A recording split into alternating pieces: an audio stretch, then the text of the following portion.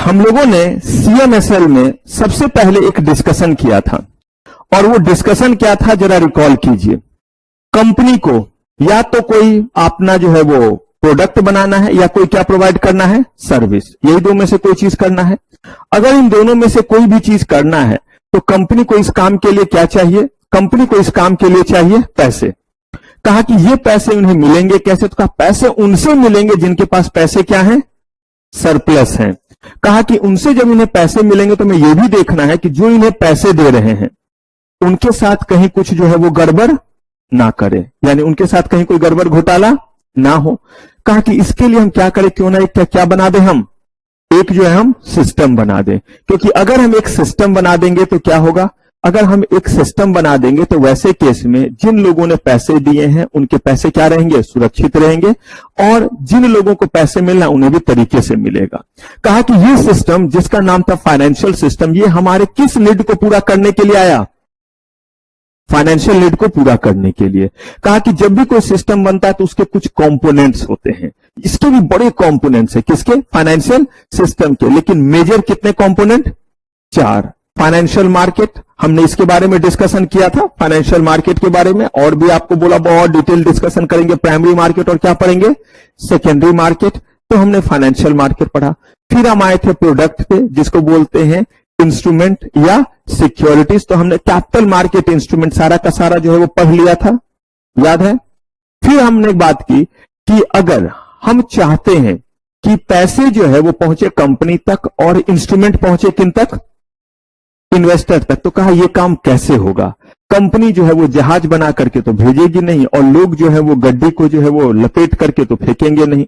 कोई ना कोई बीच में लोग होने चाहिए जो इस काम को अंजाम देंगे। अलग अलग तरह के लोग होंगे, शेयर का एप्लीकेशन फॉर्म होगा, लोग भरेंगे, जमा करेंगे, मिलेगा, अलॉटमेंट होगा, ओवर सब्सक्राइब होगा, बड़ी सारी बातें हैं। कहा इसके लिए हमारे पास जो मदद के लिए है उसका नाम क्या पड़ा। तो हमने जो हमला किया है वो कहां पे अभी हमला किया है, और इसीलिए हम लोग पढ़ रहे हैं सिक्योरिटीज मार्केट इंटरमीडिएरीज। देखिए कहानी का थोड़ा सा सेंस याद रखिए, ऐसे भी शुरू कर सकते थे। चलिए अब इंटरमीडिएरीज पढ़ते हैं। इंटरमीडिएरीज का ये काम होता है।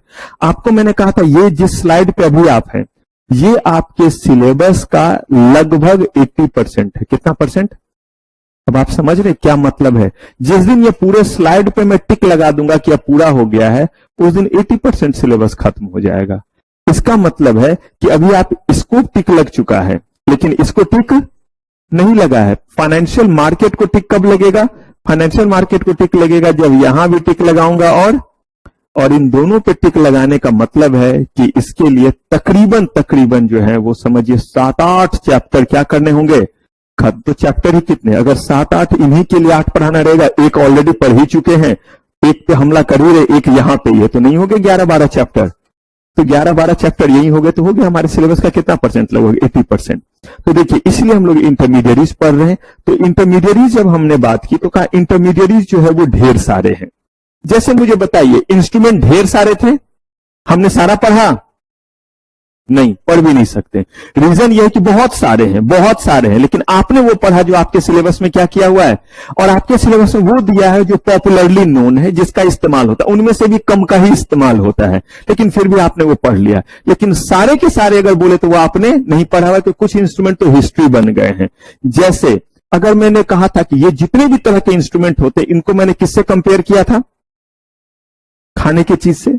नहीं बोला था कि अलग अलग लोगों का अलग अलग टेस्ट, तो इसीलिए इतने सारे वैरायटी है खाने की। ठीक वैसे ही अलग अलग तरह के लोगों का अलग अलग रिस्क लेने का एपेटाइट, तो अलग अलग तरह के क्या है, इंस्ट्रूमेंट है। आप देखते होंगे खाने के कुछ आइटम जो है वो आज के समय में ऑलमोस्ट एब्सोल्यूट हो गए हैं। क्यों एब्सोल्यूट हो गए हैं, क्योंकि वो पहले जो है वो मिट्टी वाले जो है वो कढ़ाई में बनता था और लकड़ी के चूल्हे में जो है वो बनता था, तब जाकर के उसका वो स्वाद आता था।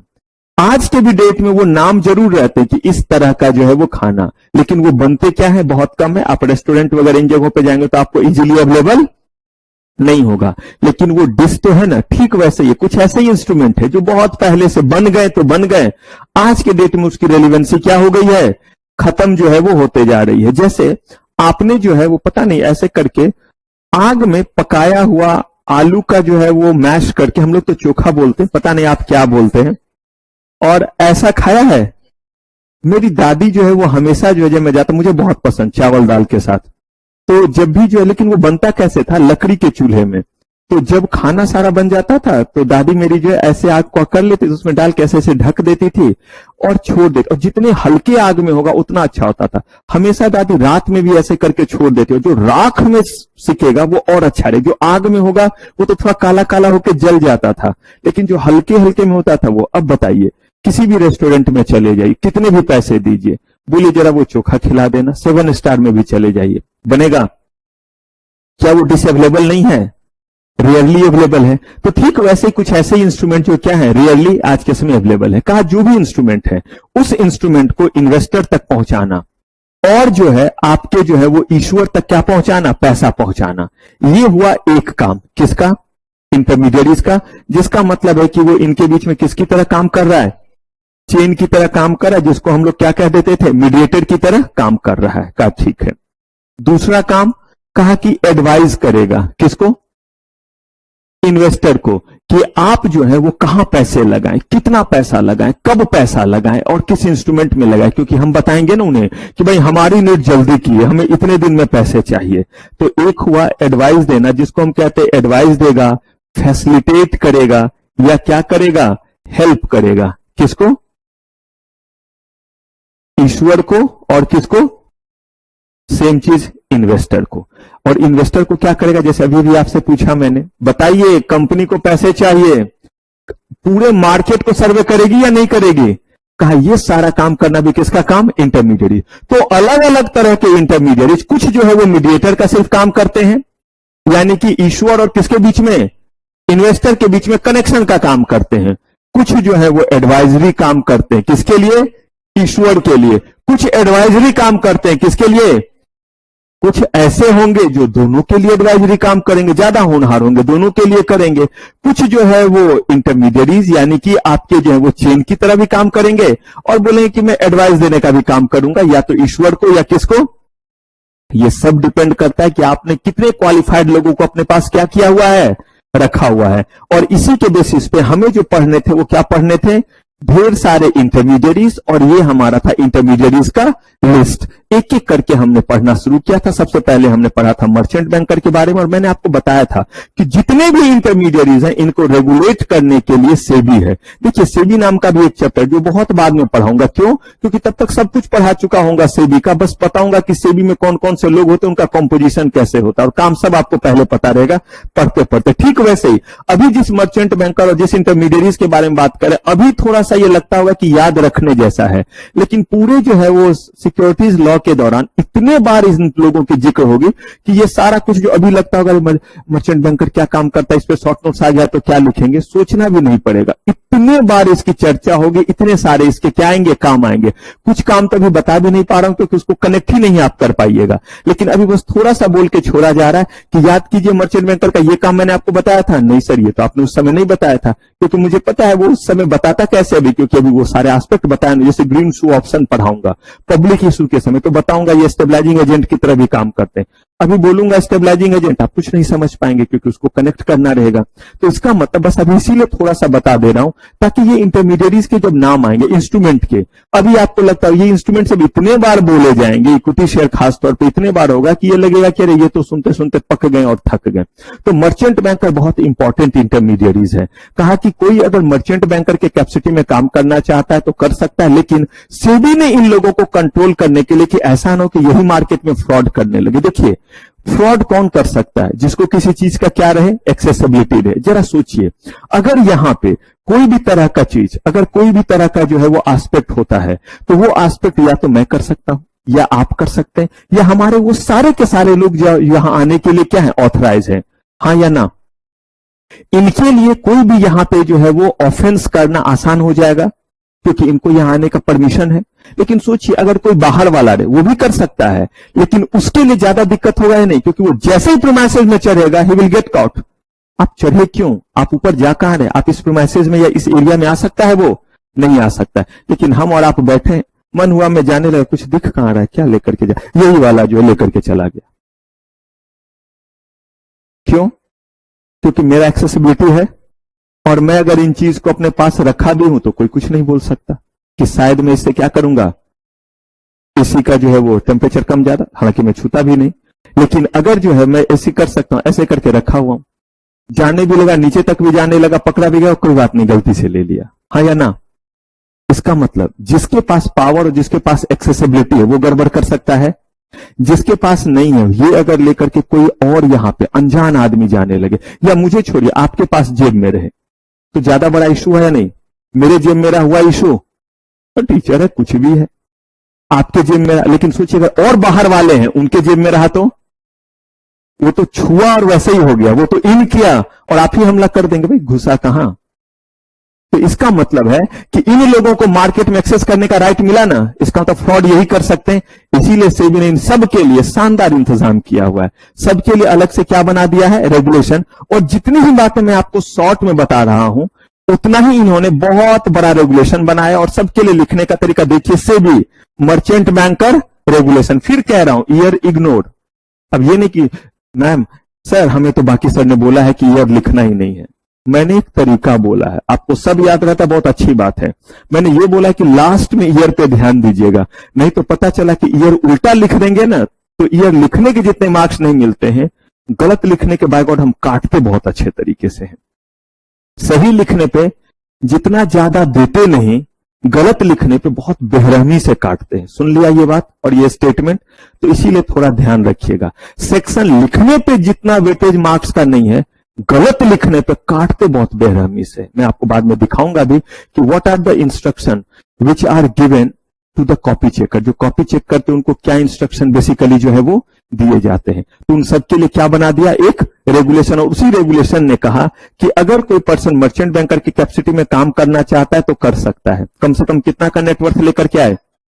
और फिर एक स्मार्ट स्टूडेंट बनिए, पुराने समय के बुढ़िया दादी और बूढ़े दादा मत बन के रहिए। उसका मतलब क्या हुआ, एक चीज को पकड़ के बैठ गया। मैंने बार बार बोला है, जितने भी ये डिजिट होते हैं कॉन्सेप्ट को हमेशा समझिए और डिजिट के लिए हमेशा फ्लेक्सिबल रहिए। फ्लेक्सिबल का मतलब कल बदल जाएगा तो कल क्या कर लेंगे, बदल लेंगे, लेकिन एग्जाम है तो मजबूरी में याद रखना पड़ेगा। जैसे ही एग्जाम खत्म हो भूल जाइए उसको।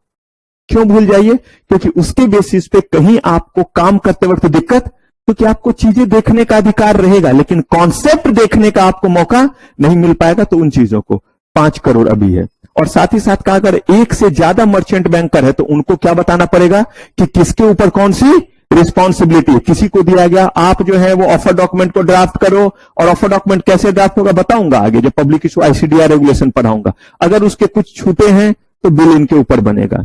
इनको बोला आप जो है वो सारा इसको अकाउंट और उसको अकाउंट का सारा देखभाल करो, इसको अकाउंट में हेरा फेरी हुआ तो इनके ऊपर। कहा गया कि आप जो है वो अभी जो है वो देखिए कि ओवर सब्सक्राइब हुआ या कितना हुआ है। अगर गलत तरीके से अलॉटमेंट हुआ तो इनको जिम्मेदारी दे दी। इनको दे दिया जिम्मेदारी, चंचल को, नाम का उल्टा। तो इनको हमने जिम्मेदारी दे दी कि आप क्या करेंगे, आप जो कुछ गड़बड़ होगा तो हमें क्या करेंगे बताएंगे।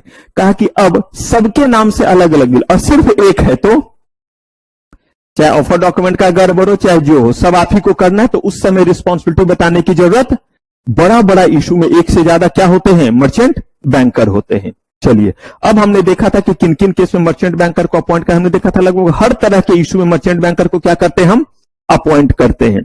फिर हम लोग आए थे registrar to issue and share transfer agent. 2 तरह का काम करता है, रजिस्ट्रार की तरह और शेयर ट्रांसफर। और रजिस्ट्रार की तरह जब काम करता है तो क्या काम करता है, रजिस्ट्रार की तरह जब ये काम करता है तो उस समय काम का मतलब क्या हो गया, काम का बड़ा सिंपल सा मतलब है, जितने भी एप्लीकेशन फॉर्म जाएंगे, जितने भी तरह का इनके पास डिमांड आ सब अपने पास रखेंगे और सारा अपने डेटाबेस में रखेंगे। सिग्नेचर वगैरह का सारा रिकॉर्ड किनके पास रहेगा, रजिस्ट्रार के पास। और शेयर ट्रांसफर एजेंट का मतलब मिल गया शेयर हम सारे लोगों को, लेकिन अब एक आदमी से दूसरे आदमी को क्या करना है, शेयर ट्रांसफर करना है। कहा उस समय किस कैपेसिटी में काम करेंगे, कोई कहता है मैं दोनों कैपेसिटी में काम करूंगा, बोला बिंदास कर, लेकिन उसके लिए अपना नेटवर्क कितना कर ले, और उसको बोलेंगे कैटेगरी 1 आरटीए। और अगर जो कोई कहता है कि नहीं, या तो मैं रजिस्ट्रार के कैपेसिटी में काम करूंगा या दोनों में से जो आपको, लेकिन आपको बताना पड़ेगा, ये नहीं अभी मैं रजिस्ट्रार के कैपेसिटी में हूं, अब मैं करूंगा शेयर ट्रांसफर एजेंट, बहुत जोर का मुक्का मारेगा सेबी। आपको बताना पड़ेगा कि कैटेगरी 2 आप है। कैटेगरी 2 का मतलब है पता है कि दोनों में से किस कैपेसिटी में काम करेंगे, किसी एक में ही करेंगे, लेकिन बता दो कि वो कैपेसिटी आपका क्या रहेगा, कौन सा रहेगा। तो ये था हमारा कैटेगरी 2, जिसके लिए कितना नेटवर्थ होना चाहिए? फिर मैं बता रहा हूं, ये बदल सकता है या नहीं? सेबी में जितने भी चीज आप पढ़ सकते, नहीं पता अभी बताया, हो सकता है कि कल बोलूंगा कि क्या हो गया, चेंज हो, क्योंकि सेबी और फेमा में चेंजेस क्या होते हैं? बहुत ज्यादा। लेबर लॉ में सबसे कम चेंजेस होता है और सबसे ज्यादा चेंज जो है वो इन्हीं जगहों पे। मैंने बोला ना, लेबर को देखने वाले लोग कम, इसीलिए चेंजेस क्या होते हैं। और यहाँ पे इतने मालदार असामी वगैरह जुड़े हुए हैं, तो हर घड़ी सेबी का क्या रहता है? नजर रहता है, बड़ी इकोनॉमी को ये डील करता है। चलिए, अब हमने इनका जो है वो बेसिक एस्पेक्ट तो देख लिया था, लेकिन अब हमें देखना है कि registrar to issue and share transfer agent, ये जो है वो 3 समय में काम करते हैं। शेयर इशू करने से पहले क्या क्या काम करते हैं ये देखना है, जिस समय शेयर इशू हो रहा है उस समय क्या काम करते हैं, और शेयर इशू होने के, मैंने एक छोटा एग्जांपल लिया था आपको, शादी होना है, शादी से पहले की भी तैयारी रहती है, यस या नो?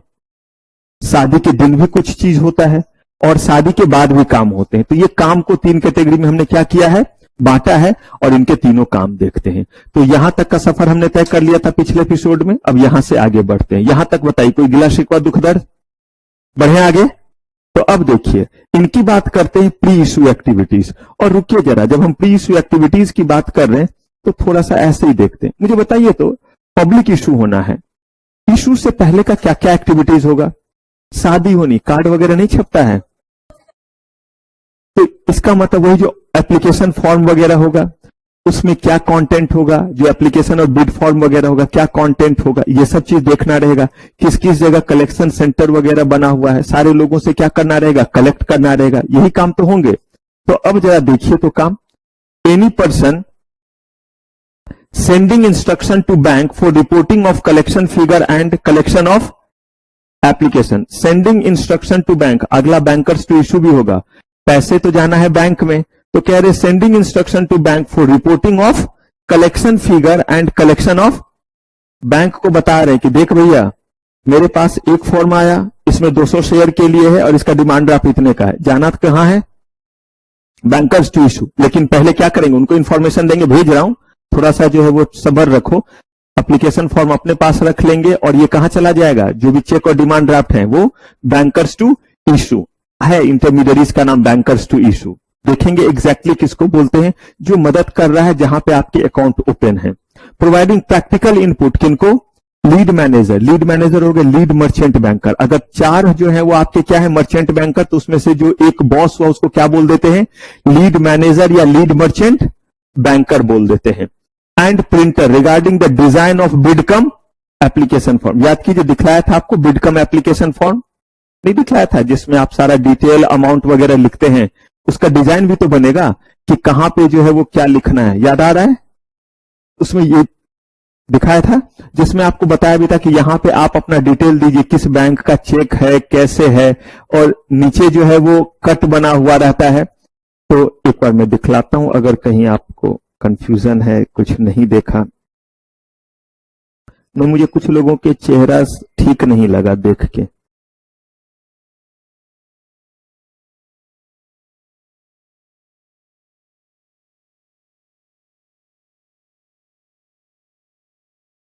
चेहरा ठीक नहीं लगा मतलब ऐसा लगा जैसे उन्होंने शायद नहीं देखा है या रिकॉल नहीं कर पा रहे।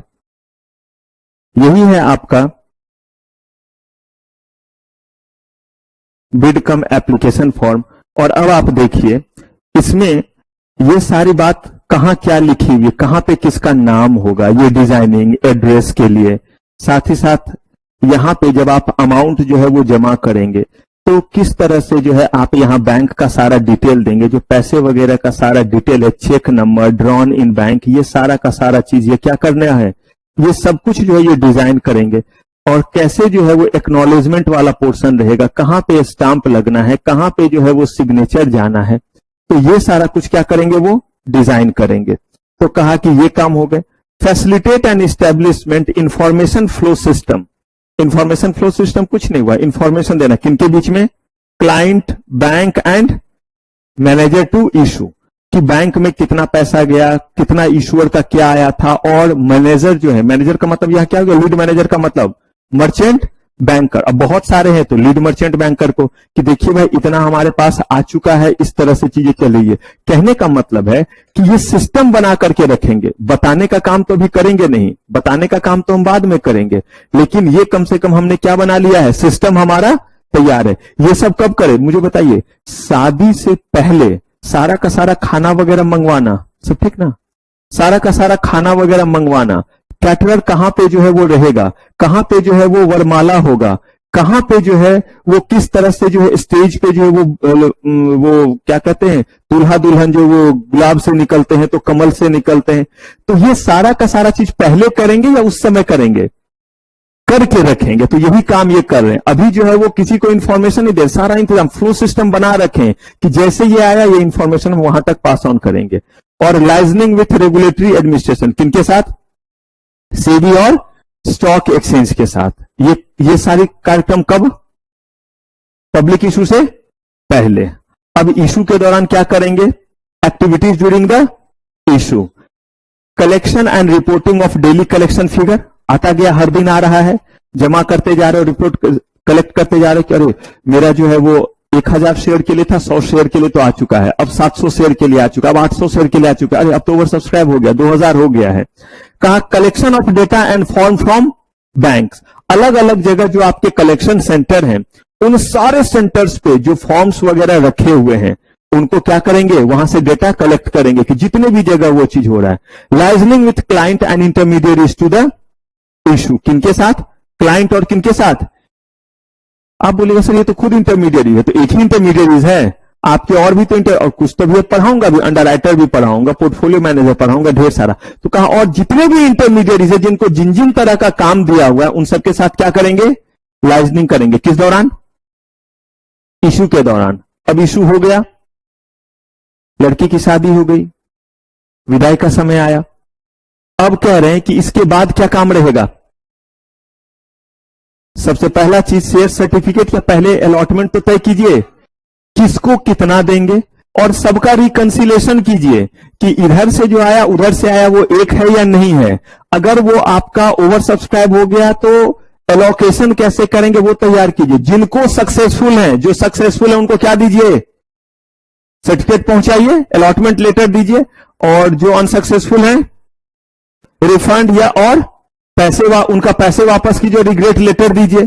कुछ ऐसे भी लोग होंगे जिनको शेयर्स भी दे रहे हैं और पैसे भी वापस कर रहे हैं, क्यों, ओवर सब्सक्राइब हो गया था और मैंने जो है वो 500 शेयर्स के लिए अप्लाई किया और मेरे पास जो है वो आया सिर्फ 100, तो 100 का मुझे दीजिए क्या, शेयर सर्टिफिकेट, अलॉटमेंट लेटर, और 400 रुपए का क्या दीजिए, 400 शेयर्स का क्या दीजिए, रिफंड। यही काम तो हुआ पोस्ट। और रिकंसिलेशन हर काम में होगा, जब पैसे वापस कर दिए तो रिकंसाइल कर लीजिए कि भाई जितने एक्स्ट्रा थे सब चले गए, अभी भी बैंक में बचे हुए ही हैं, इसको अकाउंट को चेक करेंगे, और साथ ही साथ बैंक के साथ अपने चीजों को क्या कीजिए, रिकंसाइल कीजिए। यही काम कब का हो गया, इशू के। तो देखिए इशू से पहले सारा का सारा कलेक्शन और सारा इंतजाम करके रखना, इशू के दौरान क्या करना, उस काम को अंजाम देना, और जब इशू हो गया तो जिनके जो जो चीज थे वो क्या करना।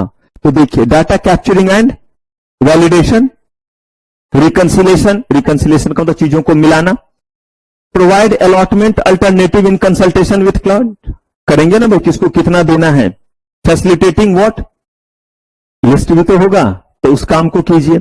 Uploading the data to the depository for creating the securities electronic, बहुत डिटेल में पढ़ाऊंगा, मत घबराइएगा इन वर्ड से। जब ये सब जैसे जैसे सिक्योरिटीज लॉ में आगे बढ़िएगा पिछला चीज और मजबूत होगा, क्योंकि जिस दिन डिपोजिटरी बहुत ध्यान से जाएंगे उस दिन लगेगा रही ये तो बहुत छोटा सा बात था, क्या बोला गया। अगर शेयर्स हमने किस फॉर्म में दिया, इलेक्ट्रॉनिक फॉर्म में, तो इसकी सूचना तो देंगे कि हमारा अकाउंट ओपन है, तो उस बॉडी को बतलाया कि भाई हमने इस पर्सन के अकाउंट में इतने शेयर भेजे हैं, चेक कर लो इनको मिल तो गया है। और अगर फिजिकल फॉर्म में है तो कैसे मिलेगा आपको, सर्टिफिकेट के फॉर्म में मिलेगा। Dispatch of what, refund, share certificate या क्रेडिट एडवाइस, एक ही चीज हुआ, पैसा देने का तरीका क्रेडिट एडवाइस हुआ। पीरियोडिक रिपोर्ट सबमिशन टू किसको, रेगुलेटरी अथॉरिटीज को, लगातार स्टॉक एक्सचेंज और सेबी को बताते रहेंगे कि अभी तक इतने हमारे पास आ गए थे, हमने इस तरीके से कर लिया, हमने पैसे वापस कर दिए हैं, इतना हमें रिफंड देना पड़ा, हमारा इतने टाइम से अलॉटमेंट हुआ था। Reconciliation of refund payment. एक तो पहले रिफंड और उसको रिकंसाइल कीजिए कि जितने पैसे थे अगर सारे अकाउंट से निकल गए इसका मतलब रिफंड आपका ओके हो गया। नहीं तो ऐसा तो है आपने तो रिफंड प्रोसेस कर दिया लेकिन शायद मेरे पास चेक आया था और मैंने जमा नहीं किया, मैं तो तुरंत दौड़ के कर दूं। मान लीजिए अक्षय एकांश के पास आया और बहुत पैसा छोड़ दिया, क्या पड़ा हुआ है, सिर्फ वो 10,000 रुपए का है। 10,000 रुपए के लिए इनको समय भी चाहिए क्या करने के लिए, बैंक में जाने के लिए। तो इन्होंने क्या कर दिया, छोड़ दिया। अब मुझे बताइए अगर इन्होंने 10,000 रुपए का चेक बैंक में डिपॉजिट नहीं किया तो क्या ये रिकंसाइल होगा बैंक अकाउंट से? कंपनी के एंड से तो इशूड आएगा लेकिन जो बैंक होगा वहां तो 10,000 एक्स्ट्रा होगा या नहीं होगा पड़ा हुआ। तो कहा ये भी आपको चेक करना है और रिकंसाइल करना है। Attending what post issue investors. अब लोग आपसे पूछ रहे हैं कैसे अलॉटमेंट किया, क्या नाराजगी हुई, हमें क्यों नहीं मिला, इतने ही क्यों मिले। तो आप उनका क्या कीजिए, जवाब दीजिए कितने टाइम्स ओवर सब्सक्राइब हुआ, हमने इस बेसिस पे किया था इसीलिए आपको इतने मिले और आपको नहीं मिला। जो भी क्वेरी रहेगा उसको रिजॉल्व कीजिए। Web based investor query system और रिफंड डिटेल। वेब बेस्ड कुछ नहीं कि आप इलेक्ट्रॉनिक फॉर्म में एक टेक्नोलॉजी बनाइए जिससे जो है वो क्वेरी कैसे ले सके, जिसको आजकल वेबिनार कह देते हैं। तो चूंकि हर चीज इलेक्ट्रॉनिकली हो रहा है तो जो लोग नहीं आ सकते हैं उनका क्या कीजिए, एक जो है वो वेबिनार जैसा कंडक्ट कीजिए कि कोई भी कहीं से क्या कर सके, क्वेश्चन पूछ सके। क्लियर है? ये इनके कब कब के काम हो गए, पोस्ट इशू। तो इसका मतलब इनके कौन से काम हमने देख लिए, प्री इशू, ड्यूरिंग इशू और पोस्ट इशू। ये अलग अलग बताने का क्या पर्पस है ध्यान से सुनिए। और जब भी बताऊं ना उस चीज को समझिएगा। कुछ इंटरमीडिएरीज एक स्लाइड में पढ़ाऊंगा, सिर्फ 5 लाइन पढ़ाऊंगा, कुछ के लिए जो है वो 6 स्लाइड यूज हो रहे हैं। तो इसीलिए जिसका जितना वेटेज जिस तरह से उस तरह से लेकर के चला जा रहा है। तो प्लीज कहीं चौधरी ना बने। आपका जोन क्या है, सिर्फ जो पढ़ाया उसको क्या कर लीजिए, बस उसको रिवाइज कर लीजिए। ये नहीं कि सर उसमें इतना था इसमें इतना। तो अगर जी ना भरे तो मैं आपको कंप्लीट रेगुलेशन दे दूंगा। हर एक रेगुलेशन जो है तकरीबन 105-110 पेज का है। एक इंटरमीडिएट पे वो जब पढ़ना शुरू करेंगे तो दिसंबर तक जरूर टाइम आ जाएगा, तो इंटरमीडिएट नाम का चैप्टर हो जाएगा। इसीलिए हम लोगों ने इसी रेगुलेशन, उसी जो है वो रेगुलेशन से क्या किया, चीजों को कट किया है। तो आरटीए के केस में कभी कभी ये अलग से पूछ देता है, mention the work of post issue work of RTA, इसीलिए ऐसे बता रहा हूं। Mention the pre issue work of RTA. अब अगर क्वेश्चन पूछ दिया right short notes on RTA तो लगाइए किडनी, क्या लिखिएगा, कैसे लिखिएगा, सिर्फ मुझे कंटेंट बताइए क्या क्या दीजिएगा। सबसे पहले आरटीए का फुल फॉर्म लिखने का पहला चीज, आरटीए। आरटीए स्टैंड्स फॉर, आ गए आप पहले वाले में, ये देखिए यहां आ गए, ये लिख दिया आरटीए स्टैंड्स फॉर, पूरा नाम लिख दिया। उसके बाद जो है वो 2 लाइन में बता दिया कि रजिस्ट्रार टू इशू और शेयर ट्रांसफर एजेंट की कैपेसिटी में कैसे काम कर, ये एक एक लाइन में हो जाने वाला है, हो गया। उसके बाद देखिए इन दोनों जगह से निकल गए, ये एक लाइन में होना है, ये भी एक लाइन में, और उसके बाद हो जाएगा एक लाइन में, या करके दिखाऊं, बोल के दिखाऊं। इसके बाद जो है वो ये वाला चीज नहीं छूटना चाहिए, कैटेगरी 1 और कैटेगरी 2 हो गया पार्ट। इसके बाद RTA can work in different situation, in 3 situation. अब इनके तीनों situation, pre issue, during issue और सबके एक एक 2-2 उठा करके दे दीजिए। इसमें चूंकि ज्यादा है प्री इशू में तो इसके जो है वो 2 उठा लीजिए, इसका एक भी कर लीजिएगा तो चलेगा, इसके भी जो है वो छोटे छोटे 2-3 उठा लीजिए। ये हुआ पूरा तरीका क्या लिखने का, आरटीए। अब अगर क्वेश्चन पूछ दिया गया mention the post issue work of RTA, क्या कीजिएगा, पहले लिखेंगे ये वाला, फिर लिखेंगे ये वाला, फिर ये वाला, फिर ये वाला, फिर ये वाला, फिर ये वाला। अब बहुत थक गए लिखते आ रहे, पेज भी भर गया है और था 3 मार्क्स का 5 मार्क्स का, कुछ नहीं हुआ। अब आपको आंसर यहां पे फोकस करना है, ज्यादा से ज्यादा सिर्फ आरटीए स्टैंड फॉर लिखिए, and RTA work in different situation, pre issue, during issue and post issue. Following are the post issue work of RTA. ये हुआ सजाने का तरीका। क्लियर है? तो चलिए, क्लियर है तो कीजिए हमला और यहां से शुरू कीजिए लिखना।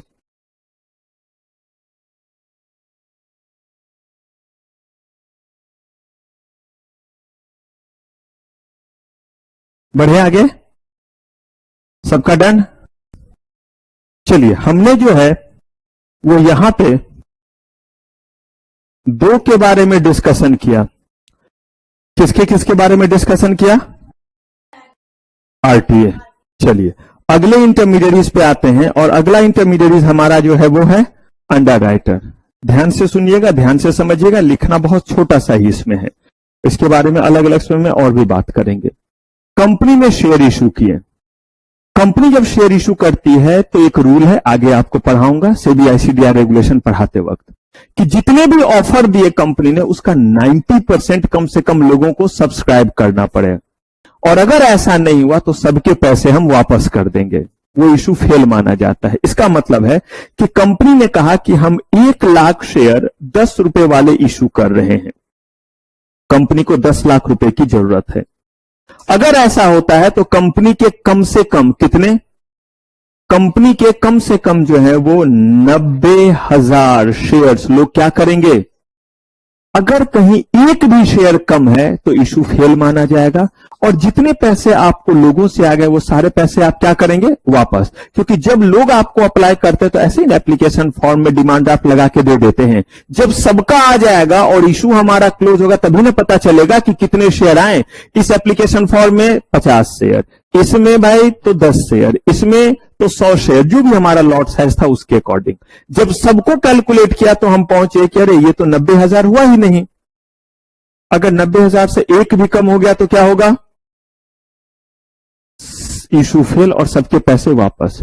इशू फेल होना समझिए उतनी ही बड़ी बेइज्जती है आज के समय में इस मार्केट में, कि बारात घर पे आया हुआ है और इन मौके पे दुल्हन भाग गई या इन मौके पे दूल्हा भाग गया, दोनों में से जो भी हो, इतनी ही बड़ी बेइज्जती। अगर जो है वो पहले भाग जाए थोड़ी कम बेइज्जती। बिल्कुल सब कुछ को तैयारी, दूल्हे को बुलाया जाए या दुल्हन को बुलाया जाए तो वॉशरूम जो गई सो उधर ही गायब, लड़का इधर गया तो वही गायब, कह रहे उतनी। और उसके बाद और बेइज्जती कब? जब शर्मा जी की बात, ओ पता है मुझे तो पता था पहले से ही, इसके चलन ही ऐसे थे, भागना ही था इसे। मैंने तो उस दिन भी बोला था, मैंने देखा था, पता नहीं किसी भी कारण से गई हो, लेकिन सबने अब उसको सबके साथ देखा था। एक ने उसके साथ देखा था, एक ने उसके साथ देखा था, एक ने वहां देखा था और एक ने वहां देखा था। और मजा तब आए जब वो सही में आ जाए कि सही में ही वॉशरूम में थे, कहीं और गए थे या पार्लर चले गए थे या कुछ और हो जाए।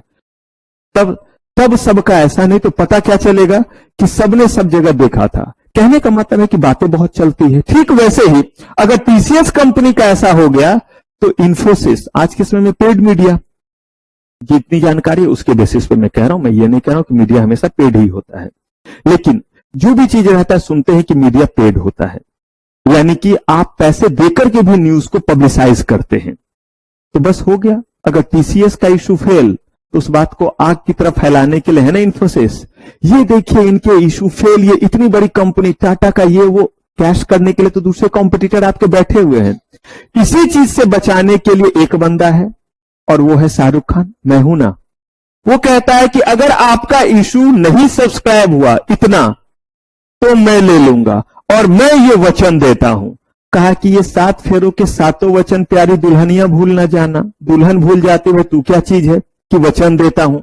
तो कहा गया कि ये वचन देने से पहले रिश्ता तय करो कि क्या है, कौन वचन दे रहे हो। नहीं हम अपने दोस्त को आई प्रॉमिस मैं कर दूंगा, तू यकीन तो कर। पक्का नहीं करेगा। किसी ने 2 समोसा ज्यादा ऑफर कर दिया या चाउमीन ऑफर कर दिया तो आपका वाला ऑफर क्या हो गया? कैंसिल हो गया। तो इसके लिए जो है वो सेबी ने कहा अगर आप ऐसा वचन देकर के कोई काम करना चाहते हो तो आपका नाम पड़ेगा क्या? Under writer. और अंडर राइटर का काम भी, हर आदमी का काम अलग अलग है। आरटीए का काम बताया, मर्चेंट बैंकर का बताया, कहा अंडर राइटर काम ही करेगा यही शाहरुख खान वाला, मैं हूं ना, कि मुझे आप लाओ, मुफ्त में ना करूंगा। मुफ्त में करूंगा तो मेरा बिजनेस ये थोड़ा ना हुआ। मैं आपसे इतना %, ध्यान से सुनिएगा, मैं आपसे 2 तरह का कमीशन लूंगा। पहला है फिक्स्ड कमीशन। किस चीज का कमीशन? कि मैं आपको जो है वो वचन देता हूं कि आपके जो है वो इतने शेयर्स में क्या करूंगा? सब्सक्राइब करूंगा। कितना %? तो आप बताओ कितना %? 30% कर लोगे? कर लूंगा जी। 30% करने के जो है वो मैं कम से कम जो है वो आपसे 1 करोड़ लूंगा। एश्योरेंस दे रहा हूं इसके, जरूरी नहीं कि 30% मुझे लेना ही पड़े। कहा कि 10%, बोला आप बताओ 10% के मैं इतना लाख लूंगा। 100% तो मैं इतने करोड़ लूंगा। मुझे बताइए जितना ज्यादा का वो कमिटमेंट करेगा उतना ज्यादा अपना कमीशन लेगा या नहीं?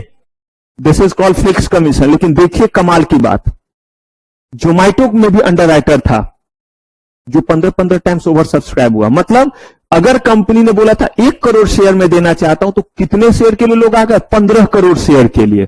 मुझे यह बताइए कि ये शाहरुख खान कब आएंगे? क्योंकि ये बोलता है मैं हूं ना, जब कोई नहीं तो ये कह रहे मैं हूं ना, तो लास्ट में ना अगर पहले से कोई आ गए तो जरूरत ही नहीं पड़ी। कहा कि इन्होंने अंडर राइटिंग ऑब्लिगेशन लिया था, लेकिन यहां पे तो 15 टाइम्स क्या हो गया, जरूरत पड़ी हमें इनकी, लेकिन इनका जो फिक्स कमीशन था वो हमें देना पड़ेगा। और इन्होंने 100%, मैंने बोला ना कोई रिस्क नहीं लेना चाहता, इसीलिए 100% तक अंडर राइट करा लेता है। पता है इससे क्या होता है? इससे लोगों के दिमाग में सेंस जाता है कि इस कंपनी ने 100% अंडर रिटेन कराया है, यानी कंपनी शानदार है, ताकत वाली कंपनी है। और उसी के कहते हैं ना, मैंने आपको बहुत बार ये वर्ड यूज किया, सभी सहायक सबल के। अगर कोई स्ट्रांग है ना तो हर चीज उसके साथ खींचता चला जाता है। अगर उसको जरूरत पड़ी पुलिस की तो भी कहीं ना कहीं उसके कोई फ्रेंड निकल जाएंगे। उसको टिकट कंफर्म कराना है उसमें भी निकल, जो काम वो सोचेगा हर काम में, स्कूल में बच्चे का एडमिशन कराना उसमें भी निकल जाएगा। और यहां पे कोई गरीब जिसको रियली अपने बच्चे के स्कूल में सर्वोदय विद्यालय में एडमिशन करने के लिए घूम रहा है, भटक रहा है, कोई नहीं मिल रहा है। समझ रहे? सर्वोदय विद्यालय सरकारी स्कूल जो भी है, कहने का मतलब वहां उसके लिए नहीं, उसको सिर्फ स्लीपर में जाना है, उतना टिकट कंफर्म हो जाए, कोई उसके मदद के लिए नहीं है। और यहां आपके लिए तो हो जाएगा 1A 2A 3 किसमें चाहिए? हाँ ठीक है, 24 घंटे पहले बिल्कुल हो जाएगा, DRM कोटा से करा देंगे। मतलब आपकी अप्रोच उस तरह से है क्योंकि आप उतने ही जो क्या है स्ट्रांग पोजीशन पे। तो ठीक वैसे ही यहां पे कह रहे हैं, जैसे ही बड़ी कंपनी, जैसे ही पता चला कि ये 100% अंडर रिटेन है, ताकतवर कंपनी, सब उसके साथ क्या होंगे, जुड़ना चाहेंगे। आपके मोहल्ले में पता चलेगा ये जो है इस पोजीशन पे, ये इस पोजीशन पे, हर कोई जैसे ही निकले नमस्ते और क्या हाल, ठीक है, नहीं नहीं कोई अपनी गाड़ी यहीं पार्क कीजिए, कोई बात नहीं, जरूरत तो तुम्हारे घर में पार्क कर दीजिए। लेकिन अगर जो है किसी का बाइक जो है वो कोई नॉर्मल आदमी था और वो ज्यादा जो है ये नहीं, उसका स्कूटी और ये रख दिया, दिमाग खराब है, घर के आगे गाड़ी खड़ा करते, अक्ल उकल बेच खाया है क्या? और उसकी गाड़ी आप निकल रहे ऐसे करके क्योंकि पीछे गाड़ी स्क्रैच ना लग जाए, ऑडी है, ऐसे निकल के ऐसे जा रहे। और यहां पे इतना जगह है, थोड़ा सा जगह में बस क्या किया है, स्कूटी अपना लगा दिया है तो बवाल मच गया। ठीक वैसे ही अगर अंडर रिटेन है कंपनी और अच्छा है, लोग क्या करने लगेंगे, ज्यादा लेने लगेंगे। अरे मर्चेंट बैंकर 4 मर्चेंट बैंक, अच्छा शानदार कंपनी। मैंने नहीं बोला दिखावे की दुनिया है, और इसीलिए बोलता हूं कि थोड़ा इसको बोलते हैं सूडोक्रेसी, अभी जो दुनिया चल रही है, थोड़ा सा इससे हालांकि बचना पड़ेगा आपको पढ़ाई के समय में, खासतौर पे दिखावा वाला नहीं है। पैसे मैं नहीं खाता पिज्जा, मैं नहीं खाता बर्गर, मैं तो साफ बोलता था नहीं, मैं पार्ले जी बिस्कुट खाता हूं। रीजन ये क्योंकि वो 3 रुपए में देता है, इससे ज्यादा मैं नहीं खाऊंगा। चल ना जूस पीते, जूस 20 रुपए में, इतने पैसे मेरे पापा नहीं देते मुझे, बस मुझे जो है वो बस एक पार्ले जी, ज्यादा होगा तो उसी को पानी में डिप करूंगा और खाऊंगा, जूस में डिप नहीं करूंगा। चाय के साथ ना चाय के साथ पानी के साथ मस्त है, क्यों चाय के अलग से 10 रुपए लगेंगे। एक बार बोल दीजिएगा ना, तसल्ली से रहिएगा। और नहीं तो नहीं यार मुझे ना ये ना पाइनएप्पल वाला ना सूट नहीं करता, एलर्जी हो जाता, मर जा तू, अभी मिल जाए तो भुक्खड़ की तरह खाएगा। लेकिन अगर जो है वो पैसे से छिपाना है तो क्या है, आपको एलर्जी है, ये वाला चीज नहीं, ये वाले का स्वाद मुझे उतना अच्छा नहीं लगता है। कौन सा, पिज्जा या बर्गर की बात है विथ एक्स्ट्रा चीज, नहीं डाइटिंग पे अभी कोई जो है वो दे समय से 10 लपेट देंगे, उस समय डाइटिंग क्या होंगे, भूल जाएंगे। तो ठीक वैसे ही जैसे ही जितना ज्यादा नाम हुआ उतना ज्यादा क्या होगा, सब्सक्रिप्शन शुरू। इसीलिए जैसे ही लोग बोलते हैं ये 100% क्या है मेरा, 100% बोलते हैं अंडर रिटेन है, वैसे ही क्या होगा, वैसे ही ज्यादा से ज्यादा लोग और लेना शुरू। 4 मर्चेंट बैंकर, अब जो है वो आपका 10 टाइम्स 12 टाइम्स ओवर सब्सक्राइब हो गया, अंडर राइटर को लेना पड़ा, मुफ्त का अपना पैसा लेकर के जाएगा। ये हुआ फिक्स्ड कमीशन। अब सुनिए, उसने 100% के लिए आपको कमिटमेंट दिया था और आपके शेयर्स जो हैं वो सब्सक्राइब हुए 98%। पॉसिबल? अब बताइए उसको कितना लेना है, या 100 बोला था तो सबका दे दे और अपना ले ले? नहीं, जो लोगों ने नहीं लिया वही लेना पड़ता है, तो वो 2% लेना पड़ेगा। तो 100% का वो लेगा फिक्स्ड कमीशन। ये बात ध्यान से सुनिएगा, हम लोग इंटरव्यू में बहुत रगड़ते हैं इन चीजों पे, मतलब जहां हमें लगता है कि ये बात आप लोग मिस करेंगे, फिक्स्ड कमीशन और कौन सा, फ्लोटिंग कमीशन। तो एक हुआ फिक्स्ड कमीशन 100% का, और फ्लोटिंग कमीशन कितने % का मिलेगा, 2% का। 100% के लिए अंडर रिटेन था, और आपके शेयर्स 80% सब्सक्राइब हुए, कितना परसेंट देना पड़ेगा? तो 100% का दीजिएगा फिक्स्ड कमीशन या 80% का और 20% का? क्लियर है ये बात? 15 टाइम्स ओवर सब्सक्राइब जोमेटो का इशू, 100% जो है वो आपका जो है वो अंडर रिटेन था। फिक्स कमीशन कितने का? Floating commission. क्लियर है ये चीज? और सुनिए, अंडरराइटर ने बोला था मैं 10% लूंगा, पॉसिबल? आपकी उतनी कैपेसिटी थी, उतने के लिए आपने लिया, आपको लगा इससे ज्यादा की जरूरत नहीं पड़ेगी। अब आपके शेयर सब्सक्राइब हुए 70%, कितने? तो जब 10% उसने बोला था तो फिक्स कमीशन कितने का? ठीक है, इशू आपका जो है वो 70% सब्सक्राइब हुआ, उसने कितना बोला है? कितना बोलेगा? ले लिया 10%, टोटल कितना हुआ? इशू पास या fail? Can underwriter make issue successful in all cases? ये अभी भी पूछ रहा हूं और ये आपसे पूछूंगा पब्लिक इशू के समय भी, लेकिन उस समय कुछ और भी बात आपको पता रहेगा। अभी बस इतना ही पता, उस समय उसमें ऐड होगा, जब स्टॉक एक्सचेंज पढ़ा दूंगा तो लिस्टिंग और डिलिस्टिंग वाली बात भी। तो हर समय वो सक्सेसफुल नहीं कर सकता, क्योंकि उसने जितना अंडर रिटेन किया उतना ही तो लेगा। उसके लेने के बावजूद भी 70 और 10 कितना हुआ? और मिनिमम सब्सक्रिप्शन कितना है? 90% नहीं हुआ, तो इशू क्या माना जाएगा? फेल माना जाएगा। तो अब मुझे बताइए, ऐसे केस में क्या वो सक्सेसफुल बना सकता है हमेशा इशू को? तो हर केस में सच हो सकता है। कभी ये क्वेश्चन आपसे पूछ दे, can underwriter make issue successful in all cases? तो अभी आपको सिर्फ मैंने इसका एक पहलू बताया है, इसमें कुछ और भी एस्पेक्ट रहेगा जो आप बाद में जानेंगे जब क्या पढ़ा दूंगा, स्टॉक एक्सचेंज पढ़ा दूंगा। अभी के लिए अगर पूछूं तो आप इतना ही बोल सकते हैं, no, underwriter cannot make issue successful in all cases. He is bonded to subscribe only those portion for which he has given underwriting agreement या underwriting commitment. If minimum subscription is not been achieved even after subscribing the shares by underwriter, then he cannot make issue successful. Clear है? अब देखिए, हमने यहां पे जो है वो एक दिया कौन सा कमीशन? फिक्स्ड, और एक क्या दिया? फ्लोटिंग। दोनों की बात समझ गए? ठीक है, अब आप पूछिए क्या पूछ रहे थे?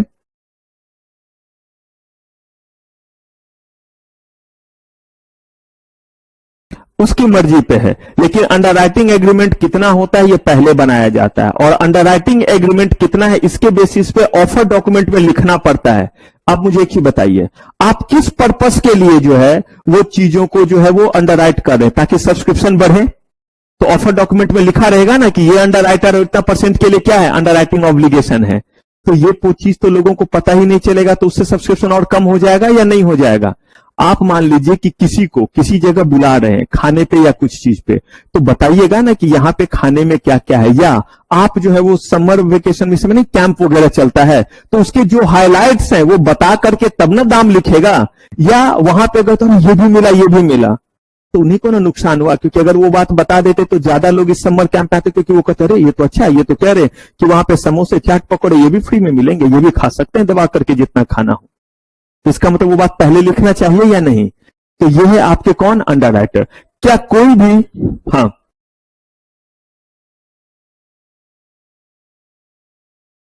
किसके लिए नहीं? फ्लोटिंग कमीशन इसलिए नहीं मिलेगा क्योंकि हमने आपको बोला ही नहीं, वो आपके सब्सक्राइब करने के बावजूद भी हमारा इशू क्या हो गया? हम तो सबके पैसे क्या कर रहे हैं? वापस कर रहे हैं। अब देखिए, अगर मैं कहूं अंडरराइटर, क्या कोई भी मुंह उठा के आएगा और अंडरराइटर बन जाएगा?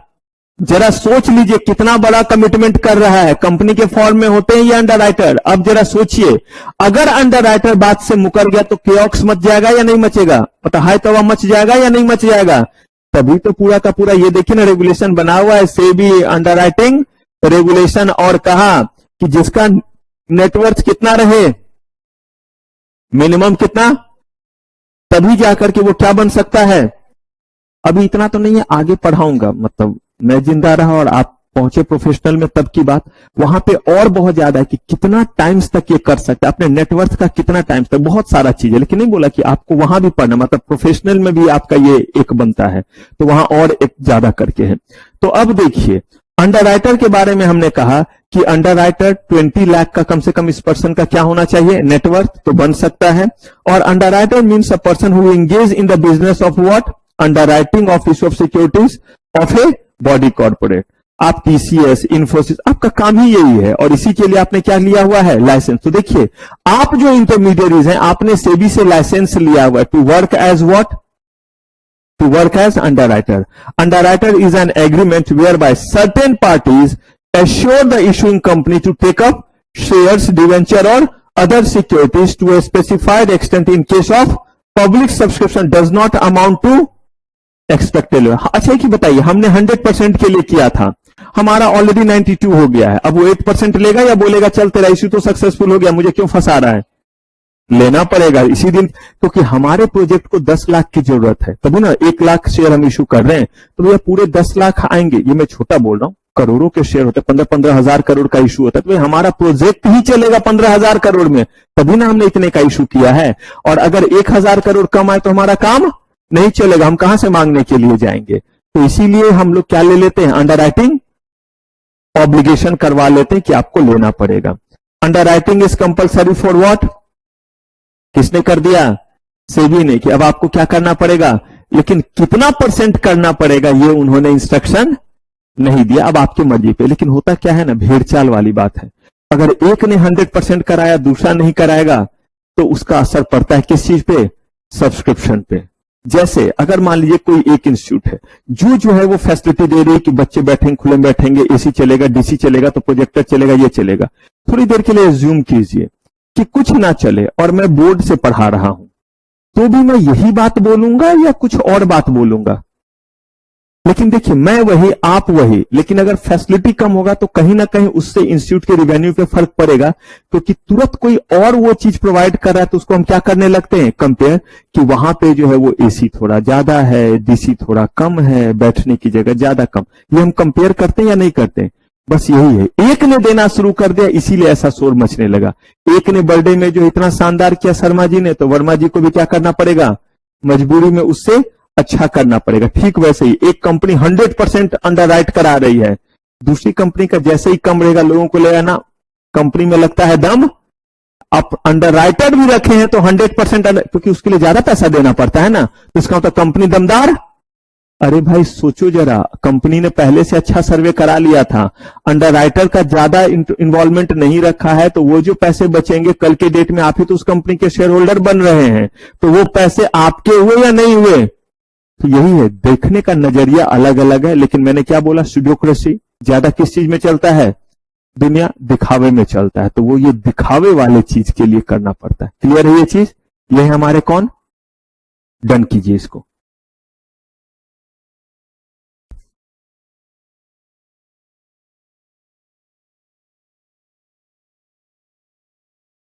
पहले आप एक बार मुझे बताइए कहां पे फंसे फिक्स और फ्लोटिंग में? आप कुछ तो सुने होंगे फिक्स और फ्लोटिंग, या नींद में थे? कुछ बताइए।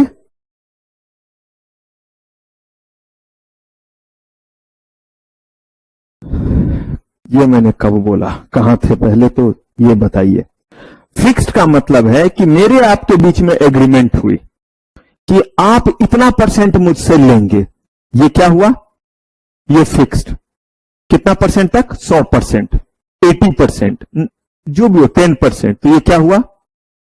लेकिन हमारा इशू जो है वो 10 टाइम्स ओवर सब्सक्राइब हो गया, तो आपको लेना पड़ेगा। कैसे लीजिएगा? हमने बोला था 1 लाख से, और लोग ही तैयार है 10 लाख लेने के लिए, तो आपकी जरूरत पड़ी तो आपको जो है वो फिक्स कमीशन तो हम देंगे ही, 100% का फिक्स कमीशन दिया। लेकिन एक भी शेयर आपने नहीं दिया तो फ्लोटिंग कमीशन क्या हो गया? 0। आपने 100% के लिए अंडर रिटेन किया था, तो 100% का हमने फिक्स दिया। अब लोगों ने सिर्फ 30% शेयर लिया, अब आपको कितना लेना पड़ेगा? तो 70% का फ्लोटिंग कमीशन देंगे और 100% का क्या देंगे? Fixed commission. अब जो है वो लोगों ने सारा ले लिया, तो फ्लोटिंग कमीशन कितने का देंगे? 0 का।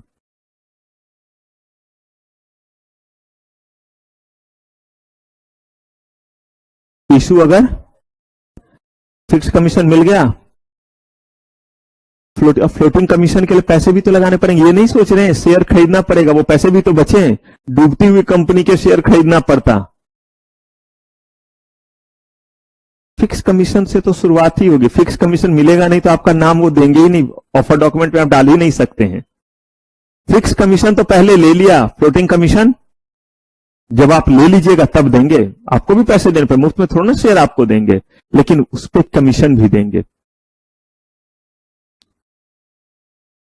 मतलब हाँ, ये जरूरत पड़ी तो दिया आपने। हाँ जी, हाँ, कि हम एक्स्ट्रा, एक्स्ट्रा का मतलब होता है कि आप जो है, मैंने आपको कहा था 4 रोटी दूंगा और उसके बाद 1 रोटी दिया तो एक्स्ट्रा। लेकिन ये एक्स्ट्रा क्यों बोलेंगे? मैंने तो आपको बोला था मैं 2 तरह का कमीशन दूंगा, एक का नाम दिया फिक्स कमीशन और दूसरे का क्या नाम दिया? फ्लोटिंग। तो फ्लोटिंग की आपकी एलिजिबिलिटी होगी तब ना दूंगा। तो एक्स्ट्रा वर्ड क्यों हम यूज करें? एक्स्ट्रा में एक्स्ट्रा वर्ड क्यों यूज करें?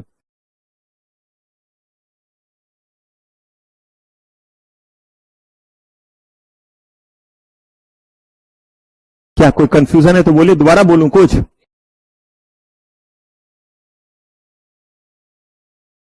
नहीं, एश्योरिटी नहीं, मेरा धंधा पानी यही है। ऐसे सबका ओवर सब्सक्राइब होता रहेगा और मैं झाल बजाता रहूं?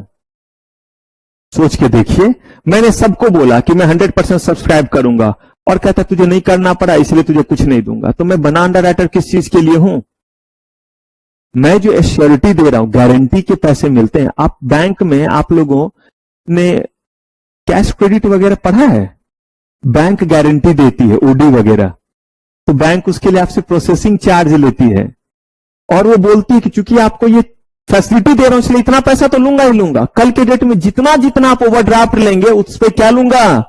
इंटरेस्ट भी लूंगा। जैसे आपको 1 करोड़ का ओडी लिमिट दे रहा हूं, इसके लिए भैया आपको लग गए 1 लाख रुपए, तो आपके लगे, ये गए, ये लौटने वाले अब नहीं है। लेकिन अगर आपने 1 करोड़ का दिया हुआ है, 10 लाख का आपने अभी ओडी लिया, कितने दिन के लिए? 1 महीने के लिए, इतना इंटरेस्ट। ये चीज हो गया। नहीं निकालिए पैसे, नहीं लगेंगे इंटरेस्ट वाले पैसे। लेकिन जो आपने ये राइट लेकर के अपने पास रखा हुआ है कैश क्रेडिट का, इसके लिए तो आप पे करेंगे ही करेंगे। नहीं, उनके बीच में एग्रीमेंट होगा, जितने का होगा वो आपस में वो तय करेंगे। लेकिन मैंने आपको प्रैक्टिस बता दी, आजकल सारी कंपनी कर रही कितना %? तो सब्सक्रिप्शन पे असर पड़ेगा या नहीं पड़ेगा? क्लियर है?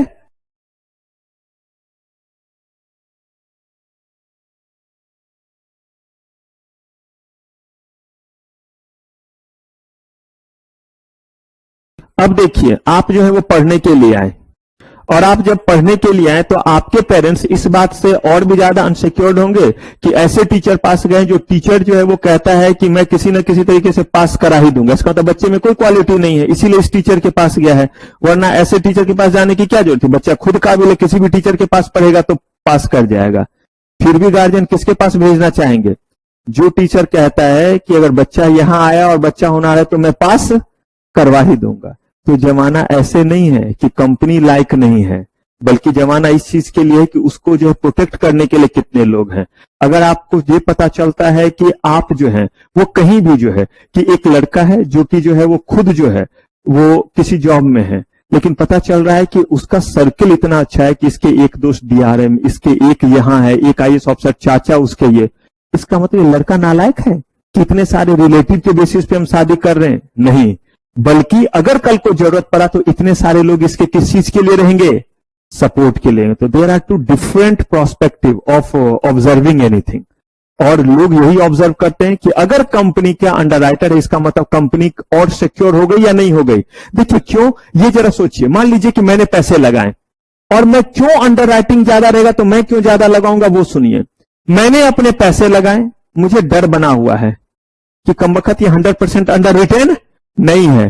प्रोजेक्ट को चाहिए 10 लाख रुपए। अगर इशू सक्सेसफुल भी हो गया मान लीजिए थोड़ी देर के लिए और 92 हुआ, या कंपनी को चाहिए 1000 करोड़, कितना चाहिए? लेकिन 920 करोड़ हुए, पॉसिबल नहीं आया 80 करोड़ का पैसा, लेकिन इशू तो मिनिमम सब्सक्रिप्शन तो क्रॉस कर गया 90% पे ही। अब मुझे बताइए ये 80 करोड़ आएगा नहीं तो प्रोजेक्ट चलेगा? इशू फेल भी नहीं हुआ और कंपनी लगातार लगे हुए, और किसके इंतजाम में? 80 करोड़ के और इंतजाम में, तभी तो प्रोजेक्ट लॉन्च होगा। अब ऐसे में मेरे भी पैसे अटके हुए हैं या नहीं? ना, इशू फेल हुआ, फेल होता तो पैसे आ जाते। और अगर पास हो गया लेकिन पूरे पैसे नहीं आए तो प्रोजेक्ट चलेगा, और चलेगा नहीं तो मैंने इक्विटी में पैसे लगाए, मुझे पैसे कब मिलेंगे? जब कंपनी को प्रॉफिट होगा, और कंपनी को प्रॉफिट होगा तब डिविडेंड मुझे मिलेगा। यहां पे प्रोजेक्ट जो है वो लगा नहीं, कब प्रॉफिट होगा और कब मुझे क्या मिलेगा। तो देखिए, सोचने का मेरा ये रहा कि सिक्योर है, नहीं तो कम से कम कंपनी को पैसे तो आ जाएंगे, और उसके पैसे से कंपनी क्या शुरू कर देगी? प्रोजेक्ट शुरू कर देगी। यही मैंने बोला कि जहां जाकर के आप रुक रहे, हो सकता है किसी और का सोच वहां से आगे जा रहा हो। तो इसीलिए बहुत सारे एस्पेक्ट है, तभी मैंने बोला कि इस तरह का क्वेश्चन सोचिए जो आज ओपन एंडेड दे करके छोड़ा है, कि कितने बात सोचने पड़ते हैं कंपनी को क्या करने से पहले, एक इंस्ट्रूमेंट को इशू करने से पहले। 6 महीने का लगभग समय लगता है एक शेयर अगर कंपनी इशू करने जा रही, 6 महीने तक हम लोग की नींद उड़ी रहती है, यानी जो भी उसमें कंप्लायंस ऑफिसर बनते हैं। लेकिन याद रखिए, उस 6 महीने में अगर आपकी शादी नहीं हुई है तो आप किस्मत वाले हैं, और अगर आपकी शादी हो गई तो आप और भी किस्मत वाले हैं, क्योंकि आपकी दूसरी शादी होगी, क्योंकि डिवोर्स तय है। क्योंकि उस 6 महीने में आप घर कब आएंगे आपको नहीं है पता, और आप सोचेंगे कि अंतिम में सब सोए होंगे, जाएंगे, झिक होगा। इससे अच्छा जो है वो ऑफिस में ही रह जाते हैं, और कहीं एक रात ऑफिस में ही बाहर रह गए तो फिर जो है वो आगे आप समझ रहे हैं। और ये सिलसिला चलता है। दिखाऊंगा आपको फास्ट ट्रैक इशू जब पढ़ाऊंगा, सब आपको पढ़ना है, बहुत चीज इसमें पढ़ना है कि कैसे 6 महीने का टाइम लग जाता है, तो बड़ा लंबा प्रोसेस होता है। तो यहां पे अगर अंडर राइटर अपॉइंटेड है तो कॉन्फिडेंस आपका बढ़ेगा या नहीं? अरे भाई, सबसे पहले पैसा लगाया है रिटर्न के लिए ना, या मजाक के लिए? अच्छा है, पैसा लगाया है, इशू फेल होगा, पैसे वापस आ जाएंगे। अपॉर्चुनिटी कॉस्ट बेकार हुआ या नहीं हुआ? भाई 1-1.5 महीने तक पैसे भी लगा रहे हैं और बाद में पता चला जाए इशू फेल हो गया, पैसे लो। इतने देर में वो पैसे कहीं और लगा लेते। तो हर केस में अगर अंडर राइटर है और 100% आपका क्या है, अगर वो सब्सक्राइब है, तो उससे क्या होगा? आपको ज्यादा श्योरिटी मिले। क्लियर है? और इससे आगे सोचिए, परसेंटेज दिया है, तभी बोलता हूं सोचिए, खूब सोचिए, थोड़ा मत सोचिए, ये दिल मांगे मोर। अगर कोई बोले 100% अंडर रिटर्न है, अब मुझे बताइए किसमें कॉन्फिडेंस ज्यादा होगा? बोलेगा 10% अंडर रिटर्न, तुझे 70% से ज्यादा मिलना नहीं है, तू अंडर राइटर रख करके भी तेरा इशू क्या होगा? फेल होगा। राइट या रॉन्ग? तो इसीलिए ये सारे एस्पेक्ट आपको है जो ध्यान रखना पड़ेगा। क्लियर है? तो हमने जिस अंडर राइटर के बारे में पढ़ा, कौन कौन? हमने जिस इंटरमीडिएरीज पढ़ा, मर्चेंट बैंकर, और ठीक है। अब हमारा जो है वो अगला शिकार जो है वो है बैंकर्स टू इशू। ये बैंकर्स टू इशू बेसिकली क्या होते हैं ये सुनिए। बैंकर्स टू इशू जो है वो बड़ा छोटा सा इनका काम है, और वो छोटा सा काम क्या है? जितने भी, एकदम ध्यान से पहले सुन लीजिएगा, जितने भी तरह के पैसे का लेन देन है, वो पैसे का लेन देन जो होता है कैसे होता है? आपने एप्लीकेशन फॉर्म दिया, लोगों ने डिमांड ड्राफ्ट लगाया, जो आगे वाले दिनों में बताऊंगा कैसे इलेक्ट्रॉनिकली भी ट्रांसफर हो जाता है। पहले आराम से चलते चलिए, डिमांड ड्राफ्ट लगाया, चेक लगाया और दे दिया। ये जब दिया तो आरटीए के पास गया, और इसका चेक कहां जाएगा? आरटीए कोई बैंक है जो अपने पास चेक रखेगा, भेजेगा कहां? बैंक के पास। उस बैंक के पास जहां कंपनी का एस्क्रो अकाउंट है, that bank is known as bankers to issue. जो पब्लिक इशू के दौरान जितने भी तरह के आपके एस्पेक्ट हैं फंड के, वो सारे को क्या करती है? कंट्रोल करते, जहां आपके पास अकाउंट होता है, तो वो क्या कहलाया? Bankers to issue. और सुनिए, कंपनी को जब डिविडेंड देना रहा तो डिविडेंड देगी तो पैसे ही तो देगी, तो अपने उसी अकाउंट से नहीं देती, बल्कि एक सेपरेट अकाउंट क्या करती है? ओपन करती है। याद रखिए, कंपनी को जब भी लोगों से पैसे आने हैं या लोगों तक पैसे क्या करने हैं? पहुंचाने हैं, इन दोनों ही केसेस में कंपनी अपने नॉर्मल अकाउंट से वर्क नहीं करती। क्यों? क्योंकि उस अकाउंट में किसी का सैलरी जा रहा है, तो कभी सामान बिका तो उस सामान का जो है वो पैसा आ रहा है, और कभी रॉ मटेरियल खरीद रहे तो पैसे, an number of debit credit हो रहे हैं या नहीं हो रहे हैं, और उसमें जो है वो किससे कितना पैसा आ रहा है सब मिस सा हो जाएगा या नहीं हो जाएगा। तो बस उसी के लिए एक सेपरेट अकाउंट ओपन करते, उसी को एस्क्रो अकाउंट कह देते हैं। अगर उसका नाम कुकरुकू अकाउंट रख दिया रहता तो हम भी उसको क्या बोलते?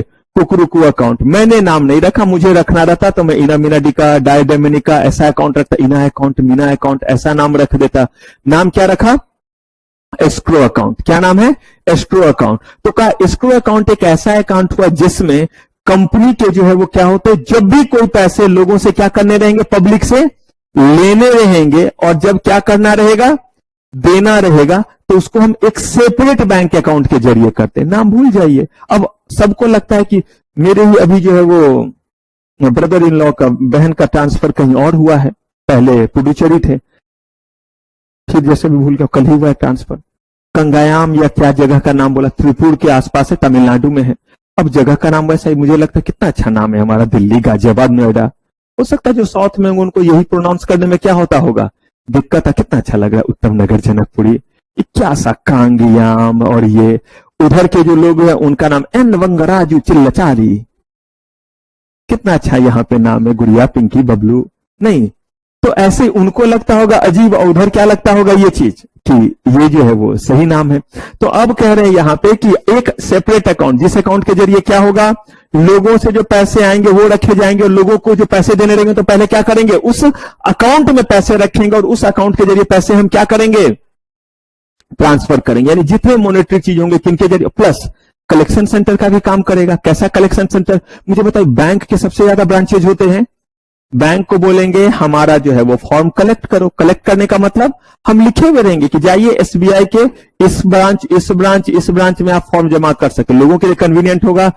एप्लीकेशन फॉर्म लिया, डिमांड ड्राफ्ट लगाया, यही नीचे ही ब्रांच जाकर के यहां क्या कर दिया, जमा कर दिया। तो मुफ्त में ये करेंगे नहीं, ये बोलेंगे कि जितने भी फॉर्म हम खुद से कलेक्ट करके आप तक पहुंचाएंगे, हर एक फॉर्म पे हमारा इतना % का क्या रहेगा, कंपनी को देना पड़ेगा, तभी तो इंटरमीडिएरीज हुए। तो ये बैंकर्स टू इशू क्या करेंगे। अब देखिए, अगर हमने एसबीआई को बनाया बैंकर्स टू इशू, तो इसका मतलब ये नहीं है कि बाकी लोग नहीं है, हमने सबको बनाया, लेकिन इनको लीड बैंकर बना दिया कि जितने भी कोटक वगैरह में भी हमने पॉइंट रखा हुआ वो सब कलेक्ट करके एसबीआई को क्या करेंगे, दे देंगे, और एसबीआई टोटल कलेक्ट करके क्या करेगी, पहुंचा देगी आरटीए के पास सारा चीज, और अपने पास क्या रख लेगी, अपने पास सारा जो है वो डिमांड ड्राफ्ट जो है वो रखेगी, उसको इसको अकाउंट में क्या करेगी, डाल देगी। और इशू जब सक्सेसफुल हो जाता है तो इसको अकाउंट से पैसे निकलते हैं। इसको अकाउंट से पैसे तब तक नहीं निकाल सकते, और बताऊंगा ये आपको जब मैं पब्लिक इशू करने का पूरा एस्पेक्ट बताऊंगा ना, तब उसमें बताऊंगा कि किस दिन अपने प्रोजेक्ट के लिए, पैसे के लिए इस अकाउंट को क्या करेंगे, छुएंगे।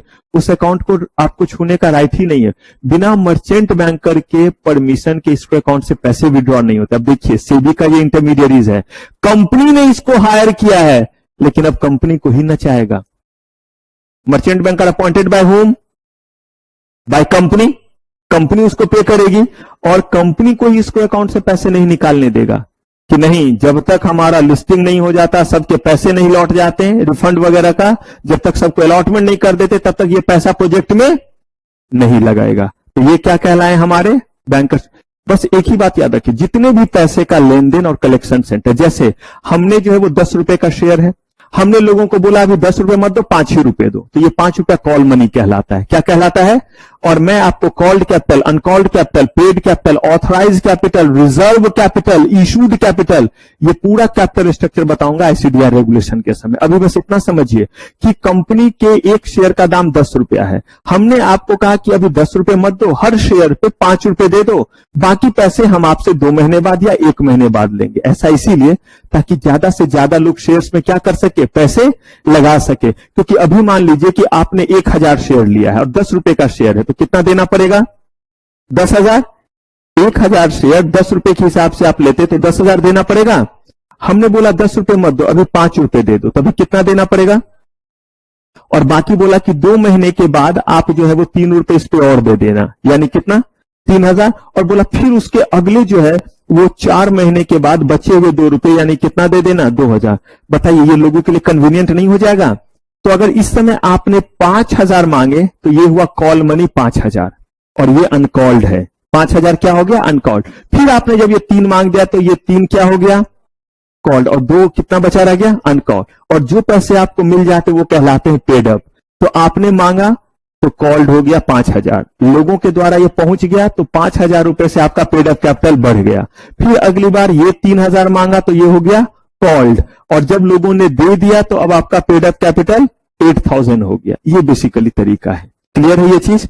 अब देखिए क्या लिखा हुआ है, acceptance of what, application and application money. Simple सा चीज है, एक्सेप्टेंस ऑफ अलॉटमेंट, और अलॉटमेंट होता अभी दे रहे हैं तो, या बीच का पैसा मांग रहे हैं तो, refund of application money, perfect है, पेमेंट ऑफ डिविडेंड और जब बोला कि जिस समय इंटरेस्ट देना रहेगा या डिविडेंड देना रहेगा, तो मैंने बोला कि उस अकाउंट से नहीं करके क्या करते हैं, सेपरेट। इसी के लिए तो ये बैंकर्स टू इशू है। लेकिन इसका मतलब कोई भी मुंह उठा के नहीं बन जाएगा बैंकर्स टू इशू। साफ साफ कहा हुआ है कि पहले आपको बैंक की तरह काम करने का लाइसेंस किससे मिला हो, आरबीआई एक्ट के according you are called as and you are authorise as what, bank. और उसके बाद जब सेबी से आप लाइसेंस ले लेंगे तो कहलाएंगे बैंकर्स टू, अदरवाइज सिर्फ क्या कहलाएंगे, बैंक एज पर आरबीआई रेगुलेशन। शेड्यूल बैंक कहलाएंगे, शेड्यूल कमर्शियल बैंक कहलाएंगे। और अगर आपने साथ में क्या ले लिया,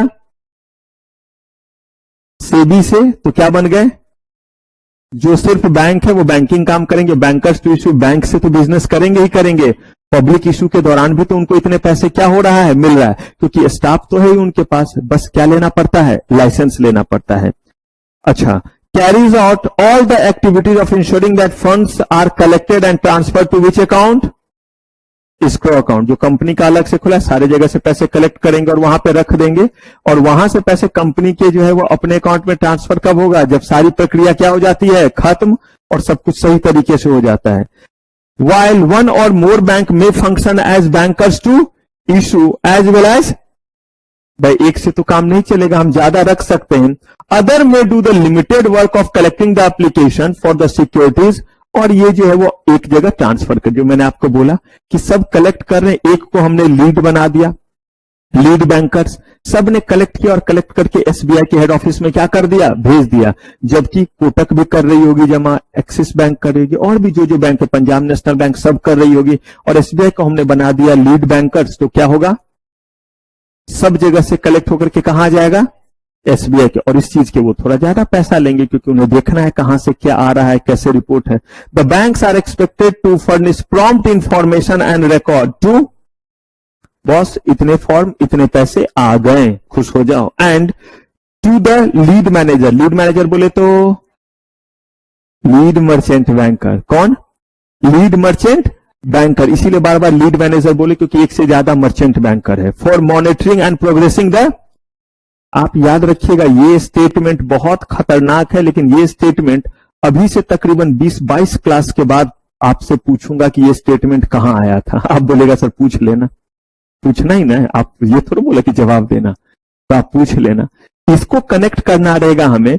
और अभी बस बताता हूं क्या ये बोला गया, प्रोग्रेस के बारे में बताना है कि आज कितना कल कितना, क्योंकि शायद आपको भी नहीं पता होगा, जब एक बार इशू ओपन होता है तो उसमें डेट दिया रहता है क्लोजिंग का, लेकिन आप चाहे तो उसको प्राइस को रिवाइज भी बीच में कर सकते हैं। अगर आपको लगता है कि इतने प्राइस पे शेयर हमारा ज्यादा निकल नहीं रहा है, तो ये बात कौन बताते रहेंगे, ये बताते रहेंगे कि बॉस 3 दिन इशू ओपन है, आज पूरे दिन हो गए हैं, 1 करोड़ इशू आपने किया, सिर्फ 1 लाख गए हैं, आज सिर्फ 2 लाख गए हैं, अब 1 दिन बचा है। तुरंत वो लोग क्या कर लेते हैं, प्राइस पहले रखा था 100 रुपया, 10 रुपया का शेयर, 90 रुपया प्रीमियम फटाक से घटा करके 80 कर दिया। कर सकते हैं ऐसा, ये सब बताऊंगा आगे, ये सब चीज आएगा। इसी के लिए यहां पे कहा गया कि क्या बताएंगे, प्रोग्रेसिंग द इशू वर्क। और उस समय पूछूंगा कि इंफॉर्मेशन कंपनी तक पहुंचेगा कैसे, और आपको बताना रहेगा कि सर ये चुगली बैंकर्स टू इशू कर रहा है। लेकिन उसके लिए तब जब ये सब बात आपको क्या रहेगा, क्योंकि वहां पे एक पॉइंट आएगा कि आखिर कंपनी को क्या सपना आ रहा है कि मेरा इतना ही सब्सक्राइब हुआ, इतना ही सब्सक्राइब हुआ, भाई लोगों ने तो भेज दिया, ये बात कैसे उन तक पहुंच रही है। क्लियर है, हाँ जी, बढ़े आगे।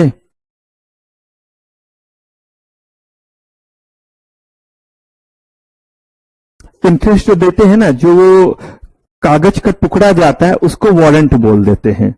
जैसे चेक के फॉर्म में जाएगा ना, तो वो इंटरेस्ट वारंट या डिविडेंड वारंट लिखा हुआ होता है, और होता डिमांड ड्राफ्ट ही है। उस डिमांड ड्राफ्ट को क्या बोल देते हैं, इंटरेस्ट और डिविडेंड वाले डिमांड ड्राफ्ट को डिविडेंड वारंट या इंटरेस्ट वारंट। डन। अब देखिए इंटरमीडियरीज में अभी हम लोगों ने जिस पे देखा, ये सारे हमने देख लिए। कौन कौन सा, मर्चेंट बैंकर हो गया, आरटीए हो गया, अंडरराइटर, बैंकर्स टू इशू। अब हमें देखना है डिवेंचर ट्रस्टी, और डिवेंचर ट्रस्टी में एक बार डिवेंचर ट्रस्टी के जितने बात थे देख के जरूर आइएगा कि डिवेंचर ट्रस्टी के बारे में कुछ बात हमने की भी थी, कहां किया था, क्या किया था, उससे और आगे बढ़ेंगे। तो अब ये डिवेंचर ट्रस्टी है क्या, स्टॉक ब्रोकर, सब ब्रोकर क्या है, पोर्टफोलियो मैनेजर क्या है,